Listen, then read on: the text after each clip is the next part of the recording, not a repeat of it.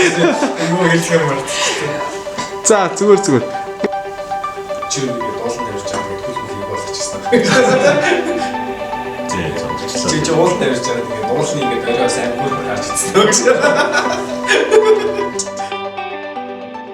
За сайн мэцэн өрхөн үзэгчдээ та бүхний өнөөдрийн мэндийг хүргье. Улаанбаатарт Сэлэнгийн залуучдын холбооноос дараалан гаргадаг Сэлэнг 100 подкастын маань ээлж дугаар эхлэхэд бэлэн болсон байна. За өнөөдрийн манай дугаард хүндэт зочноор маань мөсөн давиралтын олон улсын хэмжээний мастер Даваад Оржийн паснарч өрсөн байна. За сайн байна. Өнөөдрийн мэндийг хүргье. За тэгээд өнөөдөр бол хоёулаа болол айгу олон сэдвүүдийн талаар ярилцсан тий. Сэлэнг аймагт төрж өссөн бага насны дурсамж цаашлаад юу н яагаад энэ спортыг хичээлэх болсон гэх мэтчлээ. За тэгээд хоёулаа шууд яриагаа шууд бага насаас эхлэе тий. За тэгээд Сэлэнг аймгийн аль сумын харьяатай билээ. За талаасаас. За миний хувьд Сэлэнг аймгийн Ерөө сумын харьяатай. 1997 онд Ерөө суманд төрж өссөн. Тэгээд гэр бүлээрээ ерөөдөө бол тэнд амьдарч байгаад намайг бага хахад 5 настай байгаад Улаанбаатар хот руу орж ирчихсэн. Тийм. Ерөө сумын нэг багтаа цэцэрлэгтээ Ерөө сумынхаа цэцэрлэгт явж исэн. Тэгээд яг тэгэл сургуульд орох жилдээ ерөөдөө бол яг хот руу орж ирчихсэн. Тэг багтаа ер нь хэр хөөхтэй тий яг энэ ууланд спорт, ууланд одоо мөсөн давиралт. Одоо энэ чинь ууланд давиралт, мөсөн давиралт хоёр өөр гэдэг байгаа шүү дээ тий. Тэгэхээр мөсөн давиралт дээр яг яах одоо яг яаж явж байгаад яг энэ спортыг хичээллээ. Ерөөдөө бол яг бага наснаас ахуулаад ерөөдөө бол нэг янз бүрийн спортоор тий тоглоол ингээл үздэг байсан. Тэгээд 10 жил ер нь төсөөхөө өмнөх манай яг төрсөн ах уулын спортоор хичээлдэг байсан. 11 оноос хичээлж эхлээд тэр хугацаанаас эхлээд ерөнхийдөө надад хэлдэг байсан л да. Чи ингээд энэ спортоор хичээлээ чи ингээд аюу сонирхолтой тий яг чамд хорно гэдэг аюу хэлдэг байсан. Би тэгээд ерөнхийдөө тухайн үед нэг тэгж ойшооч авдаг байсан. Тэгэл ах 13 онд яг мөсөн давиралтын цомын авраг тэмцээнд амар том тэмцээнд явсан. Тэгээд явж ирээл зураг бичлэг тэгэл оролцсон бүх юм ингээл хараад надад аюу их таалагдтал. Ерөөдөө бол яг энэ спортыг тэгж яах хөл тавьчихсан. Зөв. Тэгэхээр ч одоо хичээллээд нийт 9 жилийн хугацаа болж байгаа гэсэн үг. Тийм яг 13 оны яг энэ үеэс л эхлээл 9 жил гэсэн үг. За. Одоо тэгэхээр яг гаргасан байгаа амжилт энэ төр сүүлийн үед гаргасан амжилтууд бас тийм. За ерөнхийдөө бол нэг уулын спорт нь одоо яг төрлүүдийн талаар бас нэг ярьж байгаа. Уулын спорт нь ерөнхийдөө нэг өндрийн уул, хадан давиралт, мөсөн давиралт, тэгээд спорт давиралт гэдэг айгуу тийм олон төрлөлтэй. Төрлүүд нь бас дотор бас дахиад ингээд хуваагдана. Миний хувьд болохоор ерөнхийдөө анх яг спорт давирлын төрлөөр хичээллэж эхлээд улсын авраг, хотын авраг гэх ерөнхийдөө жил болгон тогтмол зохиогддог тэмцээнд оролцоод явж ирсэн. Тэгээл яг урлагийн чанараар өвөл олонгууд яг зааландаа спорт давиралтай авирал бэлдээл тэмцээнд орол. Дулаарангууд шууд гадна байгалийн хадан давирал тэрэлж дугнаад тэгэл сөгнөрийн хаад тэгэл тэгээ авирчдаг. Мөсөн давиралт болохоор бас яг улаан цогтолонгийн хүрхрээ шүү дээ. Тэр хүлдэнгүүт нэг 12 сарын эхний 7 хоногт очиж бэлтгэл хийгээд тэгээ тэмцээндээ ордог гэсэн. Тэгээд энэ төрлүүд нь бас дотроос ингээд хурдны төрөл, техникийн төрөл, бөөлдрөнгийн төрлүүд аюул бол ингээд хуваагдчихдаг. Тэгэл яг бүгднгээр нэг ингэж хийгээд хичээлдэг. Зөв. Тэгэхээр одоо ер нь бол мөсөн давиралтын дээр чинь нийт яг хэдэн метр дээш мөс рүү авирдаг. Мөсөн давиралт болохоор яг стандарт хан нь болохоор 15 м байдаг. Тийм.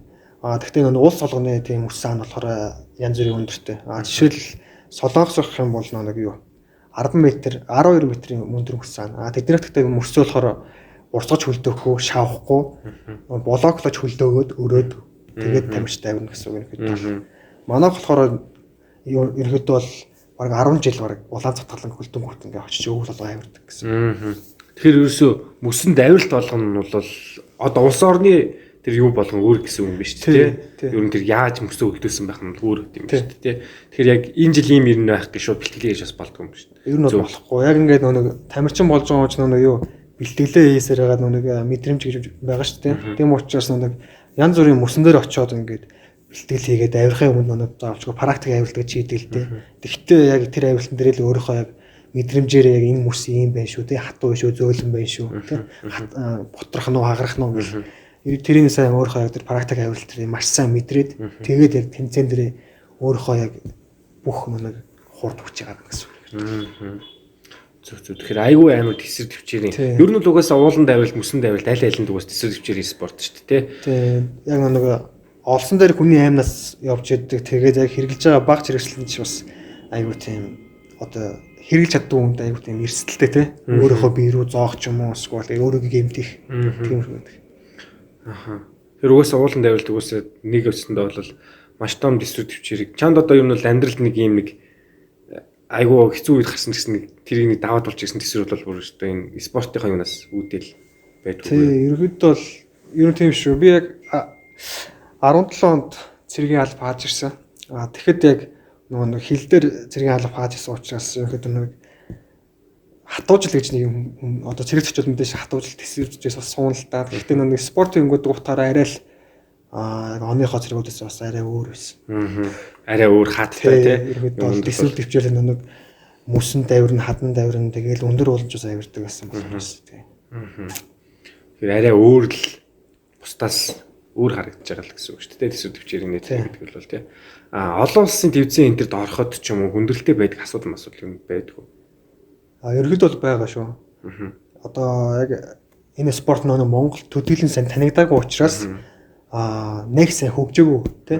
Тэгээд нөө тамирчдын нөө бэлтгэл хийх бааз сургуульд тийм одоо жишээл өвөлт гэж манайх ч нөө жилийн 4 хөлөлтөд учраас хүүтэнд гэвэл манайх ч бэлтгэлээ алдах гэдэг байхгүй. Тийм учраас заал танхим бэлтгэлээ хийхэд стандарт хана гэдэг тийм байхгүй. Тэгэл ерөөдөө бол нэг өөртөө гард орох материалаар юм бэлтгэлээ гэдэг шиг л тэгэл байгаа хамтрыг бэлтгэдэг гадагшаа тэмцээн сургалтанд оролцсон. Ани хөвчлэн нөгөө нэг спортын зарим хилээд идэгтэй нэг яг их спортоос өөр бусад спортууд яг нөгөө нэг хүмүүс нэг анзаарч харддаг болохоор хаягдаад үлдчихдэг. Тэрний хараа нөгөө нь Монгол залуучуудад ч юм уу хүүхдүүдэд ч юм уу нөгөө амар их авьяас биелэх чадвар нь байгаад байдаг. Гэвч нөгөө нэг дэмждэг болцоо бусад нөгөө нэг заал танхимны асуудал нэ тэрийгэд бүр дөрхигдсэн байдаг болохоор бусад орныхаа хажууд тэд нар ч одоо жилийн 4 үлрэлийн бүх баазад бэлтгэлтэй тэгээ цаанаас нь бүх цалин мөнгөний тавьж өгдөг ч юм уу яар гэрт ямар нэг асуудал энэ төр байхгүй. Монгол болохоор яг их спортоор хичээлээгүй бол бусад бүх спортуудаар хичээчих бас асуудал их гарч ирдэг шиг байна тий. Яг зөв. Одоо ерөнхийдөө яг миний спортоор хичээлж байгаа спортод бол яг сая Токиогийн олимпиад яг эхний нэг дебют гараагаа хийгээд оролцлоо л доо. Яг манай улсаас бол оролцож чадсангүй. Яагаад гэвэл нэг эхний жил учраас дэлхийд ранкаар ажигсаагаад шилдэг 20 тамирчин гээд оролцсон. Эрэгтэй 40 тамирчин гэсэн үг. Тэгэхээр манай хач нэг гадагшаа тэмцээн олимпийн ирэх болох тэмцээнд явж чадаагүй учраас тэгэл саяны олимпиад яагаад ч орж чадсангүй л дээ. Бас нэг юм гэвэл нэг юу эхний олимп учраас нэг 3 төрөлтэйгээд ярьжсэн те хурд техник бүүлдэр ингээд энэ 3 нийлбэрээр нэг медаль өгсөн. Дараагийн одоо Парисын олимпиадс эхлээд хурд техник салгаад хүн хурд нэг төрлийн медаль нөгөө хоёр нэг төрлийн медаль гэдэг. Ерөнхийдөө тэгээс салж байгаа. Тэгэх юм бол нэг яг зөвхөн хурдаар хичээлдэг хүн тэрийгэ бэлдээд амжилт гаргаж болно л гэсэн. Миний хувьд болохоор яг л тэр хурдны төрөл дээр л ерөнхийдөө нэг спорт авиралтаараа Монголд бол ранкаараа нэгт явж байгаа. Яг гоё тий баярлалаа. Тэгээд танаас бас яхахгүй олон залуучууд бас зарим тохиолдолд төсөв төвчээр нэг тэрийг л алдагддаг тий. Тэр үед бас угаасаа нэг спортоор хичээлсэн ийм тим гэдэг үе гарах юм бол бас манайхан бас заримдаа бас нэг тэгэл тэрж мэрж бас гаргалуулна нэг тэрийг л авирал үздэг шүү дээ тий. Тэгээ би бас тэр нэг юу мөсөн дээр авирахыг мэдээд байгаа байхгүй. Тэр тэрэлжийн мөсөн дээр очиод авирах амар хэцүү. Тэр чинь одоо ер нь бол баг дэшээ 5 м үү хэдэн метр үү. Тэрэлжийн тэр нохоо чаргана тий. Нэг юм хөлдөөсөн мөсөө. Тэр бол нэг 5 орчим метр байгаа. Тийм ба тий. Тэр нь болохоор яг бидний авирдаг мөсчин бол их зэрэн градус юм тэгшгэн гэсэн. Тэр болохоор нэг байгалийн юм хад юу ашиглаад хийсэн урсаад хөлдөөсөн урсаас энэ баг зэрэг нөгөө шиг юм налуу байгаа. Тэгэхээр илүү амархан л та болно. Бидний болохоор яг 90 градус тэгээд 15 м учраас ерөнхийдөө бол тийш нэг хурд төсвөр төвчээр гээл ерөнхийдөө бүх юмаа л гараад ирсэн. Харин тийм их айгүй хэцүү л харагд. Би лав тийшээ гарахад лав нилээн бүр тийхээ зориулж иж гарч иж л. Тэгээ анх удаа ер нь авирж байгаа хүмүүхэд юу нь бол тэгж хэцүүлтэй. Нэг багжаач зүв барьж чадахгүй тийм нэг хүлэнд 2 хадаас гаранд 2 халах байгаа учраас хүлнийхээ хоёр хөлөө ойрхонд нь гიშгэж жагаад нөгөө хөл рүүгээ зоох ч юм уу тийм тохиолдол анх авирж байгаа хүмүүс зөндөө гар. Тэгэхээр бас манай подкастыг үзэж байгаа хүмүүс маань бас ууланд авиралт ч юм уу те үсэнд авиралтыг хэрэг үзэж байгаа бол нэг удаа ч гэсэн тэрэлзийн тийш очиод үсэн дээр нь очиод нэг авираад үзээрэй. Бас хүнд хэцүү байх зүйл нэг харахад нэг аюу амархан те нэг яагаад тийш гүйж чадахгүй байгаа юм. Тэгээ яг өөрөө хийнгүүд тэр нэг техник эвдүү гэж бусад юмнууд нь л ороо явчихсан юм шиг байна те. Одоогор юу нь бол одоо аль клуб таялагдчих явж байгаа юм. Одоогор миний хувьд хайрхан аялагч клуб гэдэг. Ерөнхийдөө нэг өндөр уул аялал хайкинг талтай. Гэхдээ бас энэ дотор бас нэг юм хайрхан аялагч клубын нэрэгдэх хайрхан авиралтын баг гэдэг. Тэрэнд нь болохоор би ингээд гадтай ажиллах ингээд эмхтэй тий бага насны ингээд дүүнэр гэдэг ерөнхийдөө ингээд авиралтын баг байдаг. Тэгээд манай авиралтын баг ерөнхийдөө бол яг сүүлийн жилүүд ерөнхийдөө улсаас зохиогддог ингээд спорт авиралт, үсэнд авиралтын тэмцээндээр дандаа тэргүүн байр багаараа маш сайн оролцдог баг л та ерөнхийдөө бол. Улсаас юу нь бол энэ төвцөн бол байнга тогтмол явагддаг. Тий. Улсаас болохоор хот улсын авраг гэж хад хан тий мөсөр 3 төрлөөрөө хийн. Бас хүрхрээний цомын авраг гэж бас хийн. Тэмцээнүүд бол коронагийн үед бол маш олон байсан. Одоо корона гараад ерөөд бол яг манай энэ авиралтай тамирчид ерөөд бол тэмцээнээр бараг тасарч байгаа шиг.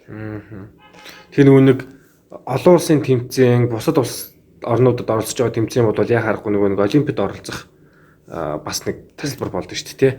Тэгэхээр цаашдаа одоо ер нь бол орё гэсэн улс олон улсын тэмцээн ч юм уу те. Ерөөдөө бол тэдгэрдүү зорж байгаа зорилтууд юу чааны үдийг аа.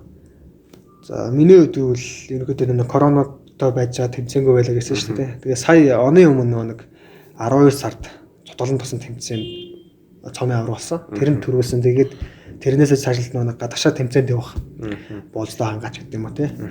Тэгээд дэлхийн цом, дэлхийн авраг гэдэг ерөөдөө одоо ингээд тэмцээнд дараараасаа ингээд байна л да.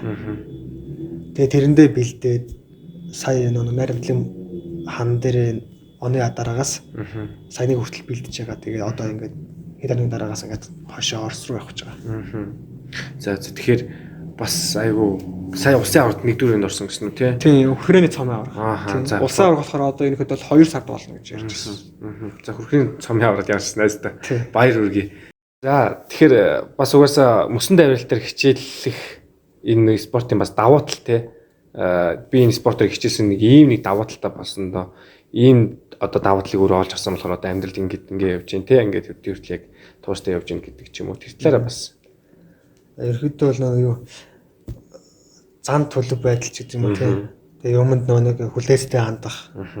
Нэг тайван чанар тийм. Яг нэг тэмцээний гараан дээр очивол сандарлаа дараал өөрийнхөө тайван байдлыг бий болгоод тэгдэг учраас бид тэрийг ингээд бий болгоод тайван чанар тийм. Ерөөдөө тиймэрхүү даруу тиймэрхүү байдал. Яг спортоор хичээлээд ер нь хичээлсэн хүн болгоод ерөөдөө бол нэг айгүй тийм төлөвш сайтай байдаг шүү дээ. Ингээд тиймэрхүү л. За ойлголоо. Тэгэхээр бас энэ дугаарын маань бас айгүй олон хүүхдүүд бас залуучууд бас үзэх байх. Тэгэхээр залуучууд бас энэ спортыг хичээснээс иймэрхүү давуу талтай байх гэдэг ойлголтыг бас өгсөн байх гэж бас найдаж байна. Тэгээд одоо юу вэ штэ тий. Бид нар ингээл ууланд авиралт гэл ярьдаг тий. Үсэнд авиралт гэл ярьдаг. Одоо багш нар бол ялангуяа бүр 10 жилд байхдаа ярьдаг байсан. Ингээд амжилт гэдэг бол уулын орой дээр байдаг. Тэгээ уулын оройроо гарахад ингээл хэцүү ингээл тэмцдэг, ингэдэг, тэгдэг гэл амар олон зүйлийг яадаг. Тэгэхээр ууланд авирах тэр мөчтөө ч юм уу, гараанаас гарах мөчтөө ч юм уу, тий өөртөө хилдэг зүйл ч юм уу, цагтаг зүйл ч юм уу тэ нэг боддог. За би ингээд гарна гэж боддгоо эсвэл зүгээр шууд гараад нэр зэрэг шууд яваал авирдгоо. Өөрөө өөртөө ингээл ярилцдаг. За одоо ингээд баскаж чаднаа тий. Чи тийшээ гарна, чи ингээд хөргөлт нь хөрнө, ингээд тэгнэ гэж ерөнхийдөө бол өөрийгөө бол маш их зоригжуулна л та. Дэч би чадна. Би хөргөлт нь хөрнө гэж өөртөө маш их хэлдэг. Тэрний өвшинтсэн тэгэл ерөнхийдөө бол оролцсон тэмцээн болгонд амжилттай орол тий. Одоо ингээд амжилттай явж байгаа. Чанд одоо ингээд амар бүр юм урам зориг өгдөг хүм. Урам зориг өгдөг үл яг миний ах тий. миний гэр бүлийнхэн намайг гэдэг хүмүүс надад маш сайн урам зориг өгдөг. Намайг хүмүүс ажиллахдаа яг ерөөдөө нэг тэмцээн дээр л хүмүүс ажиллаж байгаа шүү дээ. Тийм учраас нэг сандрал маш их багтай гэж хүмүүс хэлдэг. Тэгээ тэр чинь маш их том давуу тал шүү гэдэг. Тэгэхээр хүмүүсийн тэр хэлж байгаа үгийг бас ингээл сонсож аваал тий. Тэрийг ингээл тэмцээн болгон дээр ингээл хэрэгжүүлээл. Мэдээж нэг тамирчин болгоод л ингээд нэг тэмцээнд ороход сандрал гэж маш их зүйл байгаа. Тэргээл нэгсэндээ ингээл дараал барайл гэж яах хэрэгтэй. Тэрийг сурсандаа ерөөхдөө. Хамгийн анх ахыгаа хараад мөсөн тавиралтаар хичээл бодол төрсөн гэсэн шүү дээ. Хаан шууд олон улсад яваал тэгээд эрэнгүүд нь аягүй гоё харагдал зургнууд нь үзсэн хоёр дал гэсэн. Ах болохоор нэг яг клубд орсон алхадаг байсан. Хайкинг гэдэг байсан. 11 2 оноос хойш. Тэгэл яг 12 оноос үүдээс нэг хадан байгалийн хадан давраал спорт авиралтай авирал мөсөн давраал тэгэл яг 13 оны 1 сард яг л хэдэн жилийн өмнө те 9 жилийн өмнө Солонгост мөсөн давиралтын цомын аврах болсон. Тэрэнд яг Монголоос ганцаар явсан тасалжуулагч багштайгаа. Тэгээд ирээд нөгөө нэг надад тэмцээнд орсон зураг бичлэг гээд бүх юмаа үзүүлсэн. Би тэрийг хараад нэгсэн залуу нэг дурлал тий шохорхол яасан гоё юм бэ? Би нэг спортод явж үзье л та. Тэгэл ах намайг нэг мобисэн би тамийн зал руу анх бараг хөтлөөл орчихсон. Хөтөлд орсон цагаас ахуулаад спортод дурлаа. Тий. Ерхдөө бол нэг багаас л хөнгөн шингэн байсан. Тэгэл нэг дэшл нэг хөдөө нотгийн хөвч шиг нэг хашаа машаа дээгүүр авирал төрнөх мөрнөөс маш их зүгддэг гэсэн. Тэгэл тийм учраас ягаад ч юм над тийм давуу тал байсан л та. Яг авиралтаар хичээлэхэд бол нэг тийм амар тийм саад бэрхшээл байгаа. Өөс нөгөө байнгын нөгөө нэг ядангуяа бидний үеийн хүүхэд настай юм нөгөө гараашаас гараашаа орно өсөрч явдаг тий. Гүүж хөдөлгөөнтэй байдаг тий. Тэр бас зүйлнээс спорт нөлөөлж байгаа юм байна тий. Тэгэхээр ер нь бол одоо уулан давиралт гэхээр бүх одоо юуны булчин ажиллах уу? Тийм. Тэр бол ерөөдөө бол тийм хамгийн сайн ажиллах гэх юм бол толгоол сайн ажиллах хэрэгтэй л дээ. Уулын спорт төрөл чинь ерөөдөө нэг амар экстрем төрлийн учраас ерөөд нэг алдаа гаргахад л энийг өсөд өөрийнхөө амийг алдчихна гэсэн үг байна. Тийм учраас маш сайн хянуур болгоомжтой тий. Толгоогоо ажиллуулна, биеийнхээ бүх булчинг баг зэрэг ажиллавал. Одоо нэг яг спорт авиралтын хан дээр 8 м мөсгүй бол нэг 10 м өндөр хандарч гэдэг юм уу те.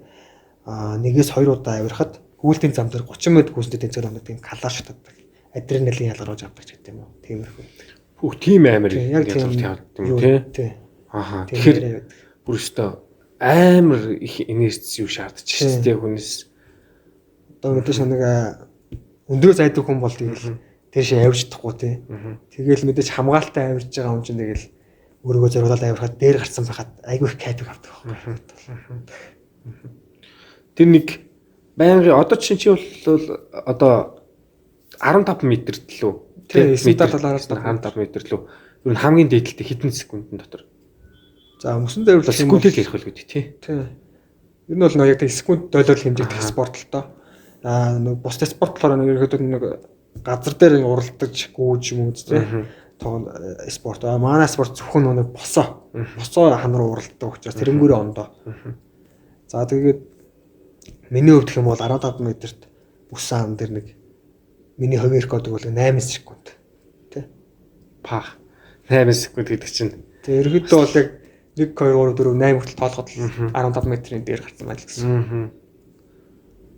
Бас амар хурдан тим юуны спорт байна тий. Тий. Одоо яг газар дээр нэг гүдэг усан боолт энэ шиг юм бол ханны дэшэл гүн гэсэн үг. Сая би нэг бичлэгийг харсан бас айгу юу хэлж шүү дээ тий. Зүгээр нэг дээшээ нэг ямар ч юм юу байхгүй юм шиг юм бариагүй юм шиг зүг дээшээ нэг шулуун нэг зам дээр хурдаа авал гүйж байгаа юм шиг. Тэгэхээр тэр чинь тэр хооронд тэр нөгөө нэг хоёр алхаа зөөн доор байгаа тэр нөгөө хадаастаа хөлдөд гутлаа бас ингэ зөөн зоон гэдэг чинь бас яхахгүй юм гэхээр амар хүн төрлийн экстрим төрлийн яхахгүй спорт л. Тэгээд энэ мөсөн давиралт нь юу л да. Улс олгон тэр мөсний тогтц шал өөр байна. Одоо манайх жишээлбэл гэх юм бол нэг хатгуулаг гэхтэй ус учраас мөсийг дээрээс нь хуураа штэ манайх чаа. Тийм учраас тийм хуураа сэрүүний улиралтай учраас мөс тийм аюу хатуу тогтдог. Солонгос гэх юм бол чиглэг те. Хийж байгаа мөсөс тийм нэг болооглож хөлдөөдөг учраас яг ингээд бидний тэр ярьж хэлснээр тэр авиралтын алхахыг ice axe гэж нэрлэдэг. Ice axe-аар зоохот бол айгүй тийм зөөлөн тий. Бараг эрдзээн тэр хоорондоо юм эрдзээнлэгч гэх юм уу тий. Тэгж зоогддог ч юм. Зөөлөн байдаг. Тэгээд тэр улс орон болгоны тэр болж байгаа тэр процесс тэр л хамаг юм өнгөрөөд шүү дээ тий. Тий, ерөөхдөө бол яг тамирчин болгоо яг нэг гэрийн талаар маш сайн хийсэн хүн л ерөөхдөө бол тэгэхээр яг одоо жишээл маадэр ингээд Азийн уртлахын цом авчраад тийм бол ерөөхдөө бол манайхаа яг нутгаар цохиж байгаа учраас тассан газар даавуу зөвлөгдөг шиг ерөөхдөө бол амжилтыг бол аягүй сайн гаргах гэж байна шүү дээ. Одоо ер нь бол энэ юун дээр одоо 15 м-ийн юун дээр ч юм уу дэлхийн рекорд хэд байт юм бэ? Мөсөн дээр болохоор ерөөхдөө бол нэг 15 м-т нэг 600-ны эдтэй байна уу? 7 секунд, 6-7 секунд л. 6 секунд, 7 секунд дотор дэшээ гаж. Чаас уул нь бол 1 секунд хэлээ юм. Тэгээ ерөөдөө миний бэлтгэлцэн болохоор тийм яг л нэг энэ гадаа тамирч шиг юм нэгэн жиг биш л дээ. Тэ ар гэр бүлийн амьдрал гээл тэ. Тэгэл нааш цаашаа гээл байнгын бэлтгэлээ хийж чадахгүй байгаа учраас ерөөдөө бол нэг тиймэрхүү л. Хэрвээ яг бүгд яг нэг системд ороод бэлтгэлээ хийх юм бол магадгүй тэр төвшөнд очсон байж байгааг үүсэхгүй л. Тэр бол 6 секунд, 5 секунд, 7 секунд дотор очиж байгаа ч маш олон цагийн тасалдгүй хөдөлмөрийн үр дүн байгаа шүү дээ. Тэр бол яг нэг гадны тамирчтай ингээл харахад нэг найзуудтай бас тий хаяа ингээл тэнцээ урлан таадаг учраас найзууд учраас ингээл бэлтгэлээ хаяа мөг бас харна тэгэл мөнхийн л нэг бэлтгэл дуслаад тэгэл амралт бэлтгэлгээл байнга тий. Монгол бол өөр шүү дээ тий. Бэлтгэл процесс чинь бас байнга тийм өсөн юу жилийн дөрвөлөлт байхгүй. Топ спортын төрөл биш болохоор жоохон л тийм байл да бааз сургалт маш муу байна. Харин тийм бах тий. Одоо тэр сүүл нэг цааны бас тасалжуулах энэ бас яриад лсэн тий. Яхах нэг их спортоос ингээд юу яагаад хүмүүс хэд спорт гэх хөөжгөө бусад спортуудын төрлүүд нь хаягдаад байна. Монголд одоо жилийн дөрвөлөлтийн зас одоо нэг уран гулалт тий. Бусад одоо мөсний авиралт за тэгэл цанаар гулах ч юм уу тэр ингээд жилийн дөрвөлөлт байхгүй.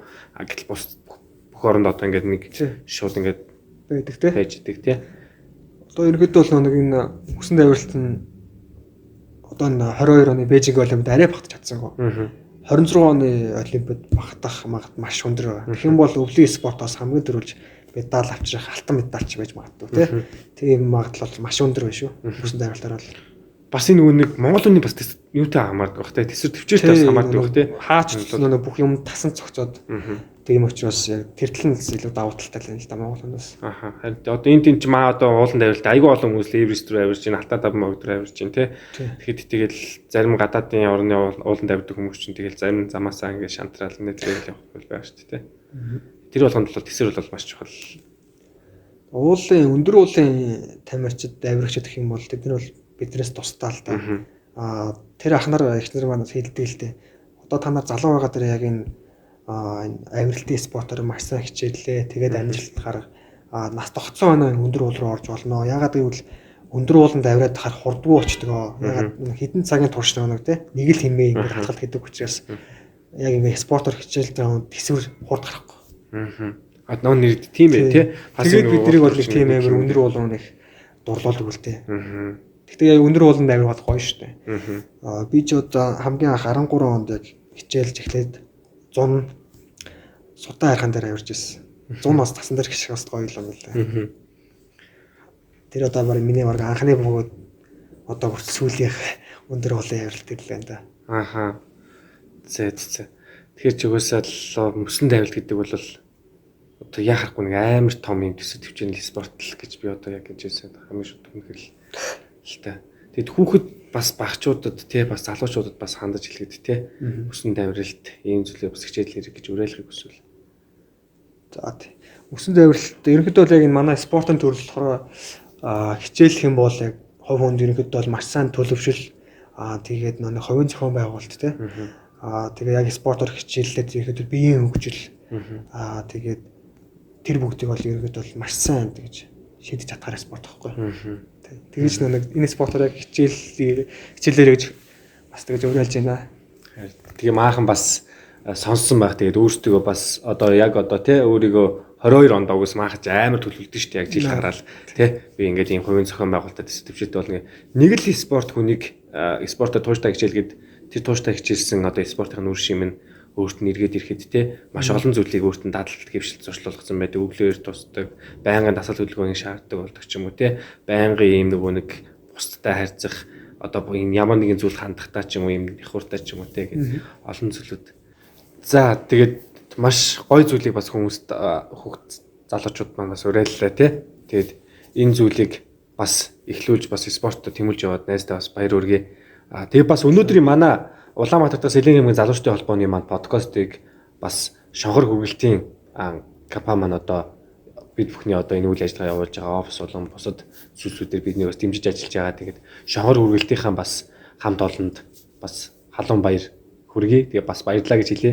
Тэгээд та бүхэн маань бас шонхор хүргэлтээр дамжуулаад бас өөрсдийнхөө хүргэлт хэлхийг хүсэж ивэл бас холбогдоорой гэж бас хүсье. Бас хажуу нь бас нэг ивент гэх юм уунуудаа бас рекламад тавихгүй бол тий.